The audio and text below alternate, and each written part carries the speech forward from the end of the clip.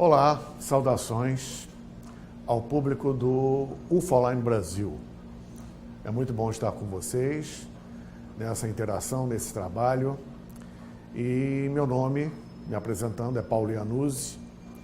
Sou pesquisador, conferencista em algumas áreas, especialmente ufologia, civilizações antigas, arqueologia, especialmente Antigo Egito, ciências ocultas, cabala e assuntos correlatos. Sou fundador também do Pilares de Hermes, Escola de Mistérios, no Rio de Janeiro, cujos dados vocês ao final podem ver abaixo da tela. E aceitando e agradecendo o convite que me foi feito pelo Marcos e sua equipe, pelo programa Realidade Fantástica, promovendo esse trabalho não só inédito, mas bastante importante e esclarecedor nessa iniciativa ímpar com respeito à ufologia neste congresso online.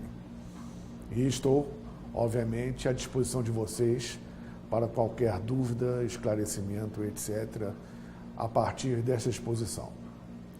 Muito bem, eu particularmente comecei a me interessar por ufologia quando, muito garoto ainda, por volta de 10, 11 anos, recebi do meu pai de presente um telescópio.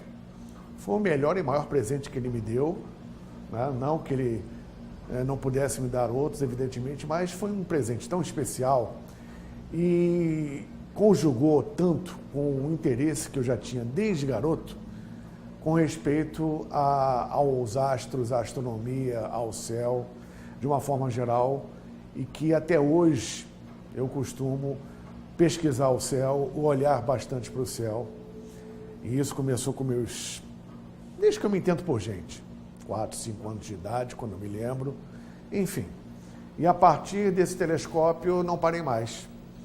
Continuei pesquisando o céu, a adolescência entrou, a minha juventude entrou e até hoje, como até astrônomo amador e passando pela astronomia, além da minha formação em economia, biologia, esse assunto me aprofunda muito com respeito ao cosmos e ao intangível, né?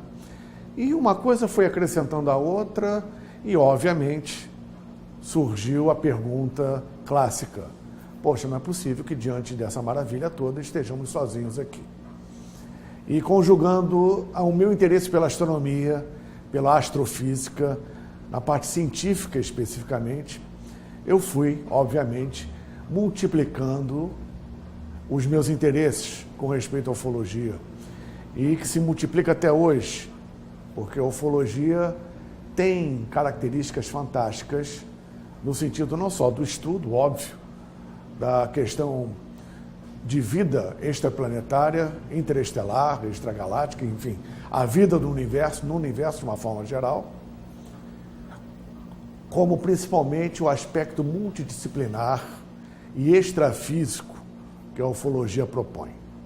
E isso me fascinou muito, porque além da minha formação eu pude me aprofundar em outros aspectos que eu jamais imaginava ter que estudar, ou ter que me interessar, ou ter que me instruir, né, pela vida, e com muito prazer e muita curiosidade, numa avidez enorme que continua até hoje, que continue sempre, e que é comum não só aos outros pesquisadores, colegas e amigos meus, como, obviamente, quem se interessa por aquele assunto cujo bichinho da paixão e da curiosidade te morde, né? Você se encanta e se maravilha. Eu acho que, aliás, não acho, tenho certeza, que o encantamento e o fato de você maravilhar-se com algo é o que te faz te sentir vivo. E nesse aspecto, o estudo da vida e a prática em relação a isso, com pesquisas, conferências, estudos, reuniões, etc., já que não podemos, pelo menos ainda por enquanto, conversar com um extraterrestre diretamente, né? Ilumina todo esse processo de qualquer buscador como eu. Enfim, E já passamos da fase da busca, estamos na fase do realizar, né? E precisamos realizar, obviamente, muitas coisas, uma vez que a humanidade ela está sendo colocada diante de um novo paradigma.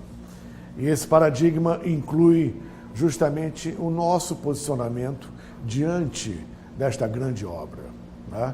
Desta grande obra universal, onde não importa se o ET existe ou não existe, se ele vem de outros lugares, se já está aqui há muito tempo, como é a realidade, e a nossa própria posição. O que importa é que todos nós estamos dentro dessa grande obra. E nós interagimos direto ou indiretamente com todo esse processo, né? E dentro disso tudo, eu fui fascinado desde a adolescência e, obviamente, fui pesquisando mais a fundo, fui multiplicando os meus interesses e acredito que não falo só por mim, né? E dentro da ufologia, uma coisa em relação à outra foi me despertando, obviamente. A ufologia clássica, a ufologia casuística, ela é o primeiro passo e o mais importante passo, a ufologia dita científica, para não só a elucidação e a introdução, como a expansão da pesquisa e principalmente da experiência de cada um, independente se ele se interessa ou não por ufologia, se ele é ufólogo ou não, se ele é um pesquisador ou não, se ele é cientista ou místico, pouco importa. O que importa é que essa realidade é universal, essa realidade está para todos, e isso é o que me motiva mais. E motiva mais outros tantos amigos como eu. E dentro dessa premissa, a ufologia casuística, que é justamente um resumo dos fatos, das fotos, dos relatos, de tudo aquilo que materialmente você consegue absorver, inclusive de informações a respeito dos principais governos, eu tenho certeza que é o ponto de partida para algo muito maior, para algo muito mais profundo. Tanto que já há muito tempo eu até me recuso a responder determinadas perguntas como: existe vida fora da Terra? Existe vida inteligente fora da Terra? Isso eu acredito não ter mais cabimento nos dias de hoje. É óbvio o tema, é óbvia a ideia que o universo, não só materialmente, não só fisicamente, mas além da questão física, da questão psíquica, da questão de múltiplos planos ou realidades existenciais, da questão de inúmeras dimensões, como até a teoria das cordas coloca, o universo fervilha de vida em todos esses níveis. Isso tenho certeza que já é um ponto incontestável. E a partir desse ponto, a pesquisa, o aprofundamento é extremamente importante, principalmente das experiências que, repito, independente de ser pesquisador, ufólogo, todos nós na humanidade estamos diante dessa realidade já há muito tempo. A ufoarqueologia, que eu entrarei depois, comprova isso, ou seja, existem civilizações que aqui estão já há muito tempo e que não mais chegam na proporção que chegavam, porque eles já estão aqui, interagem conosco, principalmente a nível psíquico, e essa realidade que está se mostrando no momento, para que uma se sobreponha à outra dentro de um contexto único, dentro de uma linha única, evolutiva, com respeito à humanidade da Terra. Digo humanidade da Terra porque nós somos, aqui neste planeta, uma parcela pequena da verdadeira humanidade que está espalhada pelo cosmos. Em vista disso e muito mais, não podemos, de forma alguma, dentro ainda da casuística, vamos dizer assim, ignorar o fato de que muitos países hoje em dia reconhecem oficialmente o fenômeno UFO, colocando na internet, colocando a público grande parte de seu material anteriormente dito secreto, a nível militar e governamental, para que, em esmeradas pesquisas, possamos, obviamente, ver, consolidar com essas informações que estão sendo expostas, muito do que antigamente não tínhamos acesso com respeito a documentações oficiais. Ora, independente do que a mídia coloque ou do que a mídia se omita a justamente explanar, nós observamos que países como a Inglaterra, França, Alemanha, Chile, Argentina, Brasil e outros tantos, são mais de 100 países, com poucas exceções, que num trabalho sério expõem essa realidade ufológica dentro da internet com documentos, né, fartos, a exemplo do que a Força Aérea Brasileira e o governo brasileiro têm feito nos últimos anos, embora não na totalidade, evidentemente, existem muitos arquivos ainda que precisam ser preservados, mas o simples fato de países como esses, e são muitos, colocarem a público esse material, isso não pode ser ignorado de forma alguma. Tá? Ou seja, o próprio processo de acobertamento, que hoje em dia cai por terra em muitos pontos, não tem como sobreviver a esta realidade que está aí cada vez mais às nossas portas. A ufologia, na verdade, já é um tema obsoleto, como o próprio tema extraterrestre considero também obsoleto. São seres cósmicos, são seres de diversas naturezas. Obviamente, do cosmos vem de tudo. A variedade de comportamento, de espécies, só no planeta Terra, é uma coisa enorme. Então, obviamente, podemos considerar que em qualquer nível, até mesmo em termos psíquicos de avanço, vamos ter uma variedade muito grande de inteligências pelo cosmos, principalmente atuando aqui no planeta Terra. E isso realmente ocorre. Nós temos uma classificação de seres de natureza extraterrena, natureza intraterrena, onde, na verdade, não se sabe mesmo a origem disso. Fora a questão ultraterrena, multidimensional, enfim. Eu costumo dizer que a ufologia, ela como termo obsoleto, o termo UFO, ou o termo OVNI, objetos voadores não identificados, eles, na verdade, estão mais do que identificados. Tá? Nós sabemos já que muitos desses objetos são, inclusive, da natureza terrestre, por tecnologia implementada aqui, absorvida aqui, como outros objetos que, obviamente, não são do contexto do nosso planeta. Tá? E isso aí é muito interessante porque leva também a uma segunda questão. Nessa segunda questão, eu quero dizer que, assim como a vida, eu vejo a ufologia como a única coisa a te puxar o tapete a qualquer momento. Aliás, a ufologia puxa o nosso tapete, puxa o tapete do pesquisador, o deixa completamente desconcertado a quase todo momento. Quando nós passamos por uma pesquisa, quando nós recolhemos dados, coletamos dados, quando dentro de nossas conferências nós procuramos estipular até mesmo determinados padrões com respeito ao material que nos chega e ao material que nós pesquisamos com respeito à ufologia, num determinado momento, principalmente naquele que estamos mais confiantes de definir uma estrada, um caminho, sobre a natureza dos extraterrestres, sobre a natureza das suas intenções, a natureza de seus objetos de deslocamento, as suas naves, seu comportamento, etc., a coisa muda ou toma um outro aspecto, um outro parâmetro, não digo diferente, mas tão aprofundado e tão inédito que algumas vezes temos que pôr por terra tudo aquilo que nós estipulamos,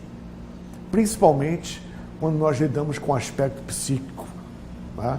Pesquisadores relativos às abduções e aos contatos que trabalham com a área psíquica, trabalham com regressão hipnótica, veem um resultado hoje de suas regressões bem diferente no comportamento das pessoas que se submetem a esse tipo de trabalho, bem diferente de há 15, 20 anos atrás.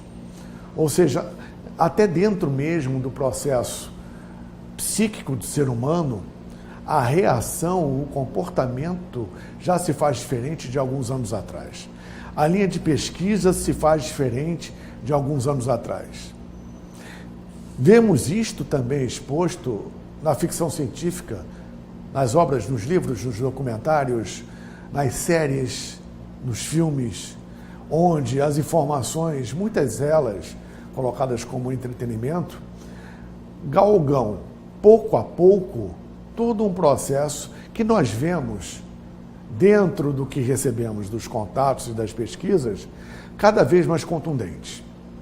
Ou seja, isso tem a ver também com a forma que nós assimilamos, nós entendemos a natureza desses seres e o que eles vieram fazer aqui ou o que eles vêm fazer aqui. Ao mesmo tempo, a forma dentro do nosso processo evolutivo consciencial atual, que justamente identifica a atuação desses seres e a existência desses seres, nos levando justamente à questão espacial, por causa do advento da era espacial na humanidade e no preparo das pessoas em relação a esse advento, faz com que os antigos deuses, faz com que os antigos anjos, os antigos demônios, se bem que demônios não são tão antigos assim para algumas interpretações, e outros objetos de culto mitológico, folclórico, mítico, do passado, vão se transformando em termos de linguagem até chegarem nos astronautas extraterrestres de hoje. Tendo em vista o que foi colocado, existem dois pontos muito interessantes. O primeiro, nós já estamos falando com respeito a de como a humanidade hoje e ao longo do tempo observa esses fenômenos de uma forma geral, a fenomenologia ufológica e a interação desses seres no passado e no presente. E o outro ponto, que é muito interessante, ou seja, dentro dessa premissa, será que eles realmente se apresentam como são? Ou seja, as interpretações do passado não foram uma forma deles colocarem para a humanidade, se exporem para a humanidade, do jeito que a humanidade pudesse assimilar? Isto é, conforme a humanidade vai evoluindo consciencialmente e aprendendo ou reaprendendo processos novos, talvez eles passem a se apresentar com o tempo cada vez mais próximos do que eles são. Digamos que até esse contato final, que não deve ocorrer como todo mundo espera, aconteça num período futuro, daqui a 100, 150, 200 anos, vamos supor que daqui a 200 anos estejamos numa posição, obviamente, de evolução consciencial e de entendimento melhor das coisas, principalmente a nível científico e psíquico, que faça com que tenhamos a possibilidade de melhor assimilar, melhor enxergar a verdadeira natureza desses seres e de eles se apresentarem com o passar do tempo mais próximos dos que eles são. Eu coloco isso porque, na verdade, na ufologia, em todos os campos, principalmente nos campos que me interessam muito, particularmente na ufologia, que é a parte extrafísica, a parte psíquica e principalmente a ufoarqueologia, nós encontramos uma variedade tão grande de comportamento, de atuação e também de assimilação do ser humano, que isto nos dá, a meu ver, uma certeza realmente incontestável. Nós, no fundo, não sabemos de nada, nós não temos a menor ideia com o que ou com quem estamos lidando, não sabemos absolutamente nada de seus interesses, não sabemos absolutamente nada de sua tecnologia. Sabemos, sim, cada vez mais que tem se abordado, como eu estava falando na ficção científica, de forma paulatina, a questão espacial, viagens interestelar, além da velocidade da luz, dobra espacial, buraco de minhoca. E tem sido introduzido com o tempo questões de universos paralelos, coisa que não existia antes, questões temporais e atemporais, viagem no tempo, e principalmente questões dimensionais, multidimensionais, realidades existenciais diferentes da nossa no plano físico, na nossa materialidade, na nossa dimensão. E isso vem sido acrescido com respeito ao conhecimento ufológico cada vez mais, porque estamos com o tempo apresentando uma capacidade de assimilação em termos desses fatores que fazem com que esse universo da fenomenologia ufológica vá se expandindo mais ainda. E eu tenho certeza que somente na questão materialista casuística não tem como se avançar muito mais, a não ser que se abra a pesquisa, abra os seus olhos para a questão multidimensional, para a questão extrafísica, que é muito importante. Sem, obviamente, sectarismos, sem delírios, dentro de uma pesquisa séria e necessária. Uma vez que nós encontramos também esses parâmetros no que eu, particularmente na ufologia, atualmente me dedico mais. A ufoarqueologia, que contém dados cada vez mais surpreendentes a todo momento, no mundo inteiro, contrariando as teorias, as concepções, os conceitos arraigados na ciência ortodoxa, na academia e na arqueologia de uma forma geral e na egiptologia em particular. Confrontando equipamentos, confrontando ferramentas, onde equipes de engenheiros, por exemplo, não concordam com o que os arqueólogos apresentam em termos de ferramentas para a manufatura, para o manuseio e para a construção de monumentos gigantescos em pedras duríssimas, como a diorita, por exemplo, onde só o diamante tem ação. Tá? E peças maravilhosas, como se fosse de barro, são feitas em diorita há milênios, principalmente no Antigo Egito. Cidades inteiras, como Pumapunco, na Bolívia, são alvo de pesquisas inconclusivas com respeito não só à magnitude do seu complexo arqueológico, mas principalmente à maneira como foi construído, usando, obviamente, pedras de tamanho descomunal, em escala descomunal, em diorita. Também faz parte das minhas pesquisas, em loco principalmente, os monumentos egípcios, os artefatos egípcios e a própria história egípcia, que, ao contrário do que se acreditava, hoje em dia ela parece que remonta a um passado cada vez mais distante. Assim como a civilização hindu, assim como a civilização pré-colombiana e outras civilizações que hoje, aos olhos dos arqueólogos, aos olhos da ciência acadêmica, há que se considerar realmente muitos aspectos míticos, mitológicos, folclóricos, além do passado mais remoto, como já foi dito, dessas civilizações.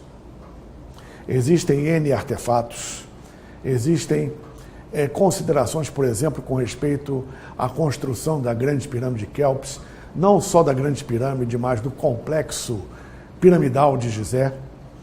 A cada 6, 8 meses se descobre no Egito uma pirâmide nova.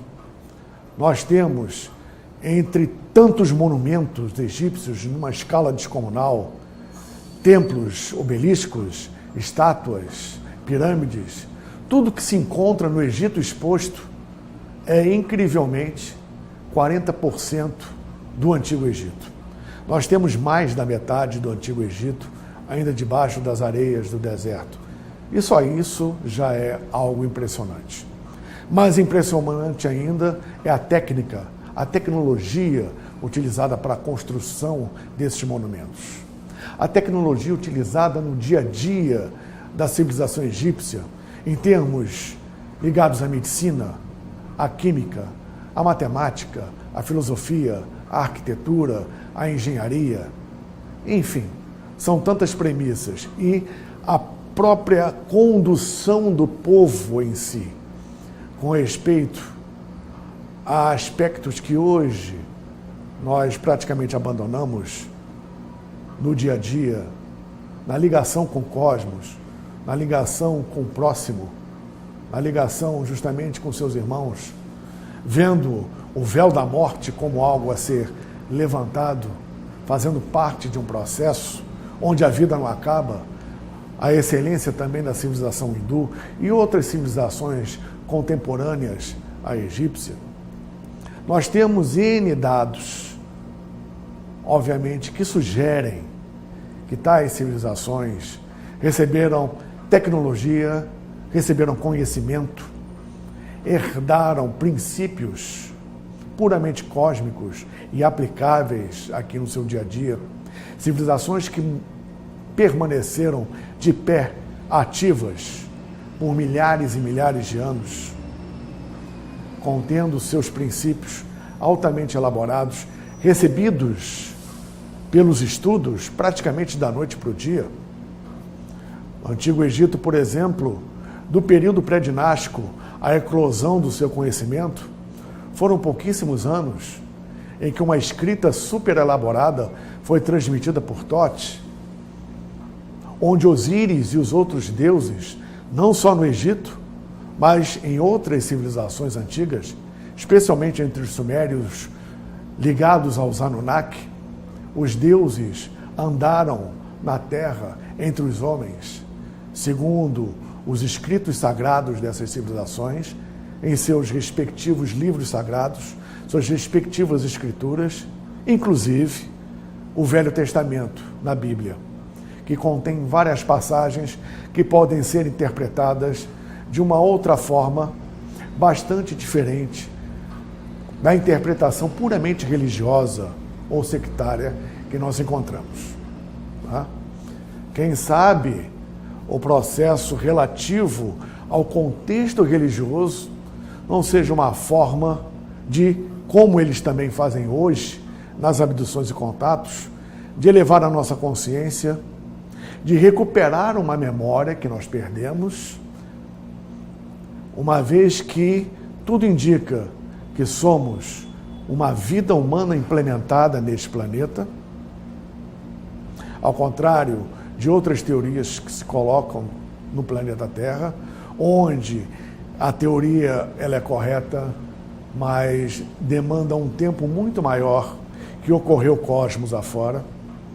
Nós temos evidências de, na verdade, sugestões de implementação da vida humana no planeta Terra por parte de outras civilizações e que esse processo, com seus altos e baixos, continua até hoje.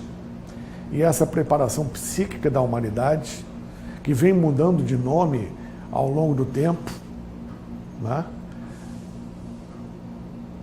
tem a finalidade justamente de um despertar maior de consciência, não só de consciência, mas um despertar total em relação à situação do ser humano na Terra. Esse é um novo paradigma para a humanidade, onde o processo de interação de civilizações de fora do planeta é apenas uma consequência e não a causa.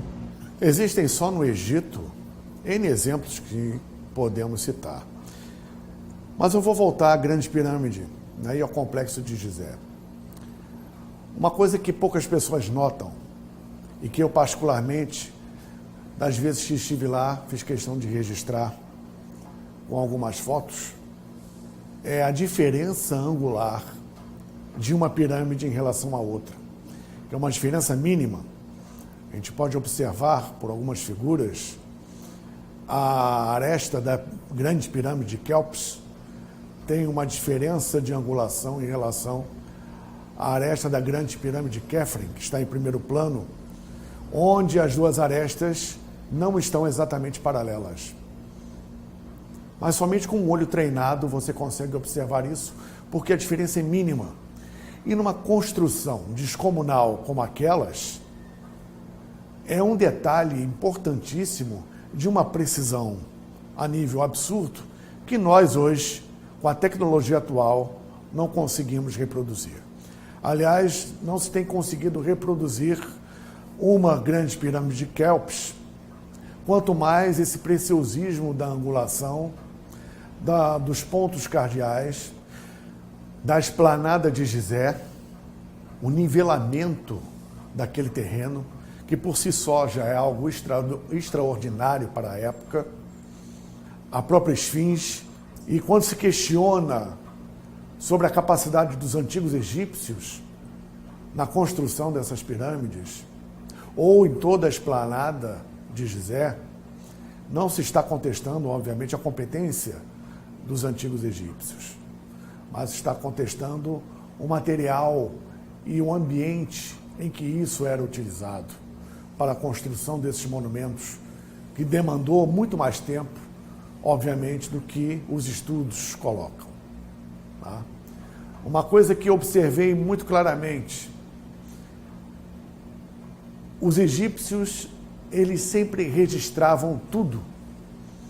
Onde quer que você vá no Antigo Egito, existem registros hieroglíficos de qualquer natureza, em papiros, em relevos, em pinturas, nos templos, na área externa, na área interna, nas colunatas, nos tetos, em todas as paredes, em todos os templos. Existem registros sérios, preservados em pedra, de milênios, contando, obviamente, histórias que estão muito além da interpretação dos hieróglifos, uma vez que estes são muito profundos e, como toda escrita sagrada, eles têm, obviamente, um apelo cósmico. Essa interpretação dos hieróglifos nas grandes paredes, sabe-se, obviamente, hoje, que não era qualquer história que eles contavam e registrado nas paredes, nas colunatas, em todos os lugares, e que não tem nenhuma vírgula de adulteração com o passar do tempo.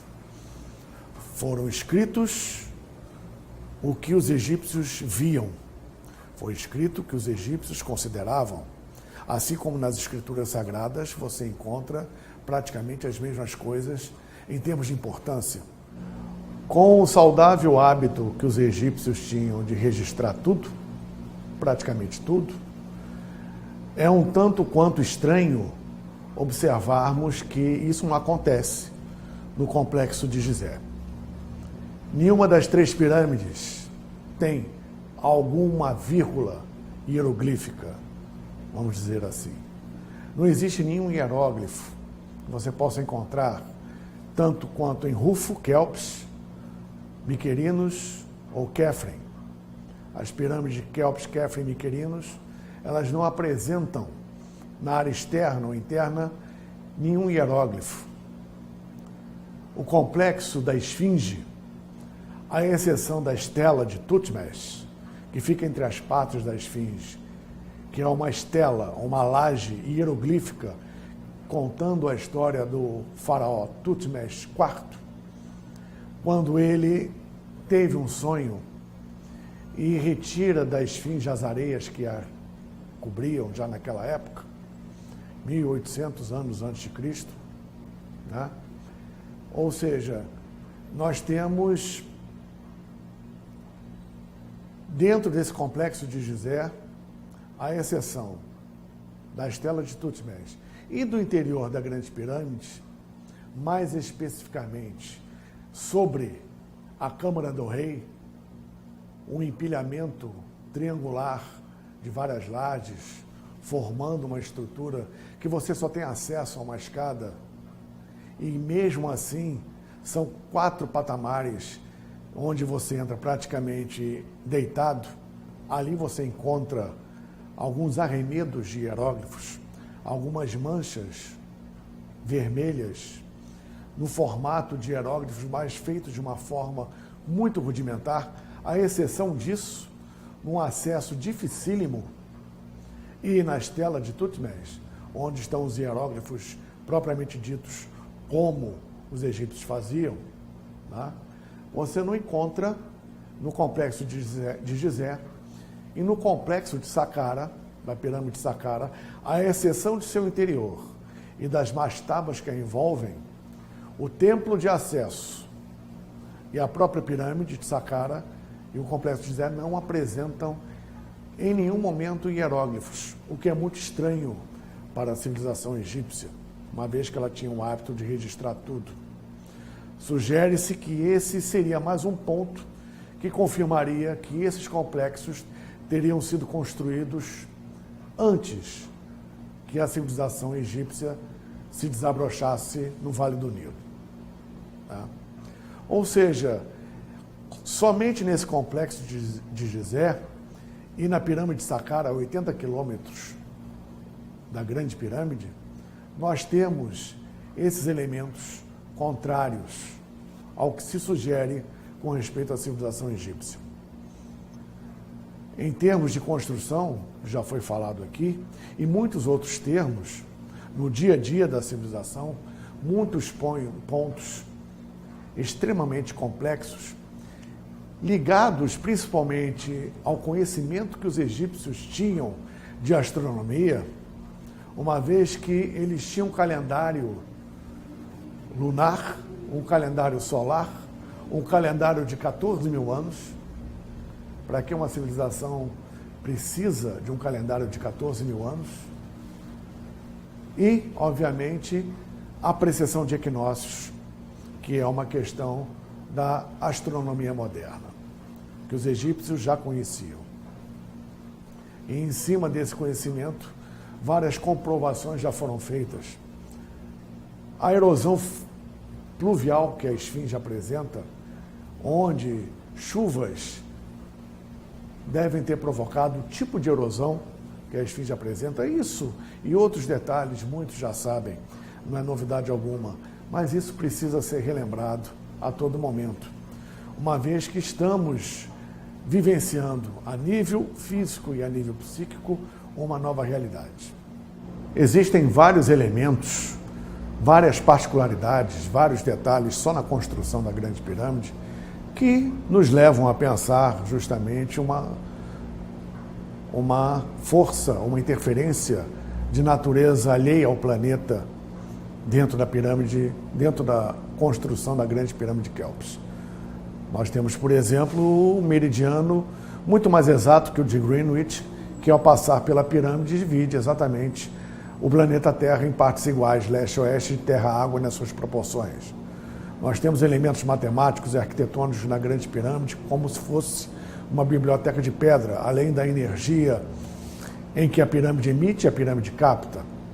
Eu toco no assunto pirâmide porque não existem pirâmides somente no Egito. Existem pirâmides no mundo inteiro. Existem pirâmides dentro da linha limite das 6 AGMs do hemisfério norte e 6 AGMs do hemisfério sul, que são anomalias geomagnéticas, onde 6 pontos equidistantes no hemisfério norte e 6 pontos equidistantes entre si no hemisfério sul formam 12 anomalias geomagnéticas, ou 12 pontos, ou 12 vórtices de energia, onde o Triângulo das Bermudas é um deles, o Mar do Japão é outro, e assim sucessivamente. Todos eles interligados a meridianos, a linhas de força que partem da Grande Pirâmide de Quéops.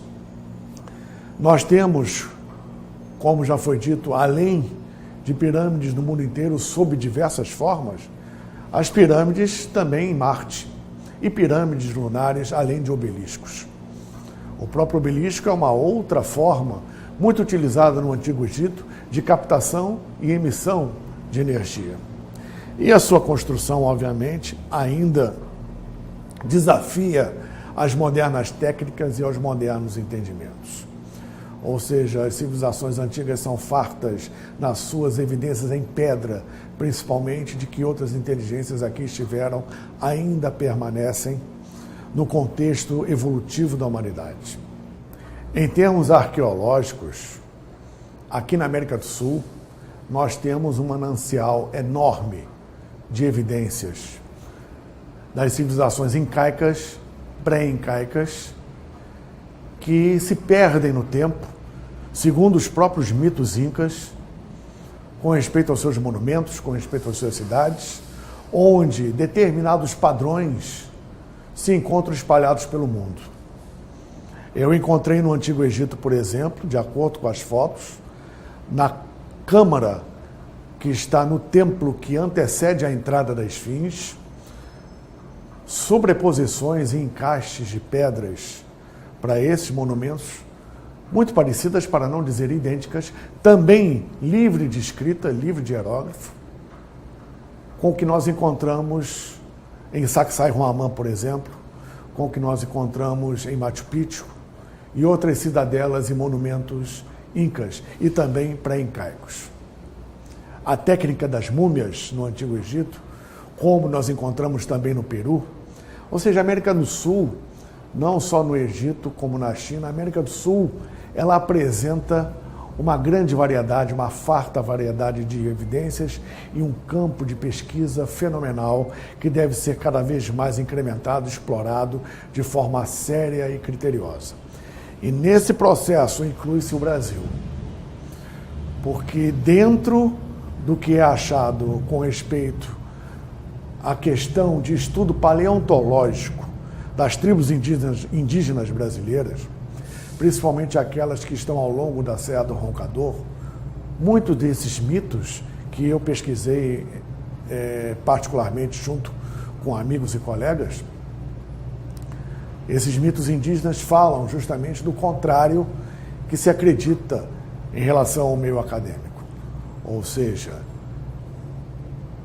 os índios migrando justamente para a Cordilheira dos Andes, formando posteriormente civilizações, dentre elas as incaicas e pré-incaicas. E muito anterior a elas, uma influência dos deuses, uma influência dos anjos, segundo a mitologia própria de cada lugar. De objetos e naves e seres que, até na sua constituição esquelética, se formam, se apresentavam bem diferentes do que o nosso aspecto humano. Se estendendo isso pela Ilha de Páscoa, uma ilha perdida no meio do Oceano Pacífico, onde os próprios Moai, dentro da sua mitologia Rapa Nui, os habitantes das ilhas, remetem justamente à América do Sul em suas ligações. Ou seja, nós temos um farto material sul-americano a ser pesquisado, principalmente no Brasil, e, além disso, nós encontramos um aspecto positivo nessa funesta atividade de desmatamento da Amazônia. Grande parte desse desmatamento começa a evidenciar no solo e no subsolo aspectos relativos a ruínas de cidadelas antigas, cidadelas pré-históricas, cidadelas que, a exemplo das grandes cidadelas incaicas no Peru, na Bolívia e no Antigo Egito, se somam às escrituras na Bíblia com respeito à era antediluviana. Isto é, encontramos um paralelo nessas construções com respeito às Sagradas Escrituras, principalmente na Bíblia.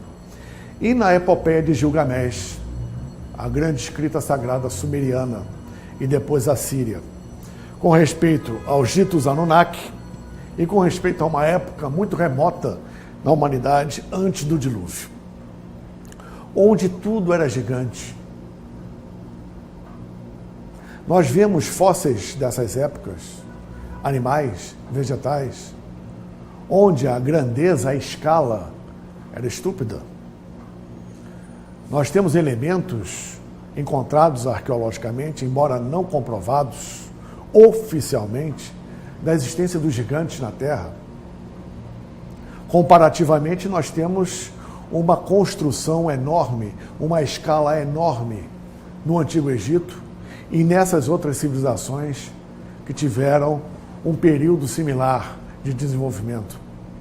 Em Sacsayhuaman, tudo era gigante. tronos de pedra, escadarias de pedras, onde elementos de no mínimo 4 metros de altura caberiam ali tranquilamente. Nós temos as evidências na parte submarina do Mar do Japão. Sob as águas nós temos estruturas piramidais e escadarias também enormes, alusivas a seres em escala muito grande. Por que se construía na antiguidade, principalmente antes da era diluviana, antes do dilúvio, por que se construía no planeta em escala tão grande, tão fenomenal? Nós encontramos até nos termos sumerianos, como Anakin, Elohim, Anunnaki, termos que são relativos a gigantes, deuses e anjos caídos. O que são os anjos caídos? O que é a rebelião luciferiana? Qual o contexto de evolução da humanidade que está ligado a esse processo não só terrestre, como cósmico, de um determinado setor galáctico? O que são realmente determinadas passagens das Sagradas Escrituras, tanto na Bíblia, como no livro egípcio dos mortos, como no Rig Veda. O Rig Veda, por exemplo, apresenta os Upanishads, que são os poemas e cânticos sagrados dos Vedas anteriores aos hindus, que, segundo o mito, foram transmitidos aos sábios e aos sacerdotes por 7 rishis vindos das Pleiades à beira de um lago tibetano chamado Lago Mansarovaru. E no Lago Mansarovaru, esses sacerdotes recebem do alto dos 7 rishis que vêm das Pleiades, segundo o mito, os Upanishads e toda a estrutura de conhecimento védico, inclusive seu próprio calendário. Rishi é uma palavra sânscrita que quer dizer sábio. E cada sábio, um dos 7 vindo das Pleiades, é algo bastante estranho dentro da conotação de entendimento que temos hoje, ligando justamente a uma questão puramente espacial, em termos de transmissão de conhecimento, em termos de transmissão de uma instrumentação ética, moral, tecnológica para uma nova sociedade que se formava ali naquele momento e que seria a base para a eclosão em todos os níveis do processo de desenvolvimento humano para pelo menos metade do planeta. Encontramos isso no Antigo Egito para outra metade do planeta. E cada um derivando, obviamente, outras e outras e outras subculturas a partir dessa. Então existe, obviamente, todo um processo único de cima para baixo, não só das Pleiades, como de outros lugares do cosmos inteiro, da galáxia toda, em relação ao preparo da humanidade e da supervisão do planeta. Esse planeta não deixa de ser um grande laboratório, onde a humanidade ela passa por um determinado desenvolvimento a partir de sua implementação aqui. E ainda estamos sendo preparados, principalmente a nível genético, no que diz respeito aos atuais contatos, abduções e tudo que envolve o contexto de uma família cósmica, numa família sideral, seja para uma parte positiva, dita positiva, ou dita negativa. Como foi dito no início, não interessa, na verdade, não importa, na verdade, a questão humana, a questão extraterrestre, a questão multidimensional, todos nós fazemos parte de uma grande obra. Bom, amigos, eu agradeço muitíssimo a audiência de vocês todos, a paciência. Estou aqui à disposição de vocês, deixando bem claro, óbvio, que essa explanação é um apanhado geral do processo, é bastante superficial, uma vez que o tema em si ele é bastante complexo, multidisciplinar e exige, obviamente, uma profundidade muito maior que por enquanto não cabe aqui, e nas próximas edições futuras nós, obviamente, nos aprofundaremos nos pontos específicos em relação à necessidade de todos vocês. Agradeço mais uma vez a equipe que me convidou, relativo ao programa Realidade Fantástica, e convido vocês a virem me visitar e visitar o meu espaço, que eu fundei, Pilares de Hermes, Escola de Mistérios, aqui no Rio de Janeiro, que trata de conferências, seminários, aulas, cursos e outras atividades referentes a esses assuntos e assuntos correlatos. Eu sou o fundador primaz do nosso espaço, Pilares de Hermes, e estão todos, mais uma vez, convidados para desfrutarmos desse conhecimento ímpar e dessa necessidade de interagirmos com essa nova realidade. E muito mais do que isso, ajudar a que cada um encontre, a seu modo, como uma escola de mistérios procura promover, o seu encontro com a sua divindade interior, com o seu próprio eu, de forma criteriosa, de forma centrada, motivando, exortando a todos a um caminhar, a um buscar e muito mais que em busca, a um realizar. Me dará enorme satisfação a presença de vocês, a comunicação com vocês, e aqui deixo meus dados, e os dados do Pilares de Hermes, Escola de Mistérios. E-mail, Facebook, canal no YouTube, enfim, entre em contato. Muito obrigado.